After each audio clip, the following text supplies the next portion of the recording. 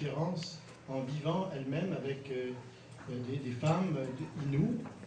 Et je n'ai pas eu ce privilège de le faire avec des hommes inoues. Mais c'était à la maison souvent que des gens venaient, souvent des travailleurs de première ligne, des gens qui travaillent dans leur communauté, des Inuits qui travaillent dans leur communauté, qui avaient à faire face à des problèmes sociaux très, très forts, des suicides parfois qui bouleversaient toute la communauté. Et ces gens-là en première ligne, ces intervenants, évidemment avaient besoin de parler, de partager, de se reposer. Et ils venaient chez nous, soit des Inuits, soit des Inuits. Et ils venaient chez nous pour simplement s'asseoir dans le salon, partager avec nous, prendre une tasse de thé. Et j'avoue que c'était parfois difficile pour moi, parce que j'aime la tranquillité. Je n'ai pas la pierre de Muriel, ça pourrait représenter mon cœur parfois, c'est-à-dire que je ne sais pas si moi j'ai fait face à mes propres préjugés et à mes propres principes, non pas écrits parce que je professais et je professe toujours d'être quelqu'un à l'esprit ouvert. Mais vous savez que les principes qui ne sont pas écrits, qui sont dans notre cœur, ne sont pas écrits, qui sont implicites, sont plus forts que ceux qui sont écrits.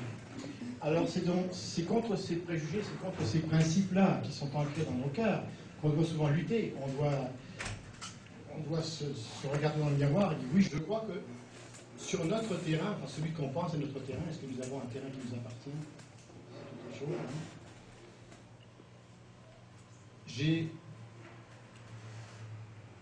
J'ai bénéficié de leur hospitalité, parce que c'est une marque de confiance qu'ils me faisaient de venir à ma rencontre. Et alors, je trouve que je suis béni d'avoir vécu ça.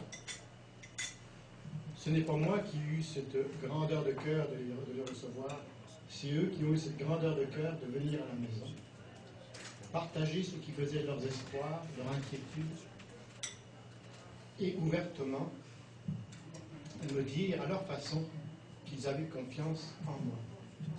Donc c'est un grand honneur pour moi finalement d'avoir vécu ça. Et je trouve que c'est une soirée bénie et privilégiée de voir que nous sommes ensemble de différents horizons. La communauté internationale est bien représentée ici. Et donc ce n'est pas la perspective autochtone que nous avons présentée, Muriel et moi, mais certainement que en tant que membre de la société dominante qui est là depuis des centaines d'années, nous pouvons dire que nous avons été accueillis à bras ouverts. Et pour cela, il est impossible de provoquer les choses. Nous avons dû apprendre à être patients, nous avons dû apprendre à écouter, et parfois nous pensons qu'écouter, c'est poser beaucoup de questions. Et poser beaucoup de questions, c'est parfois très agréable.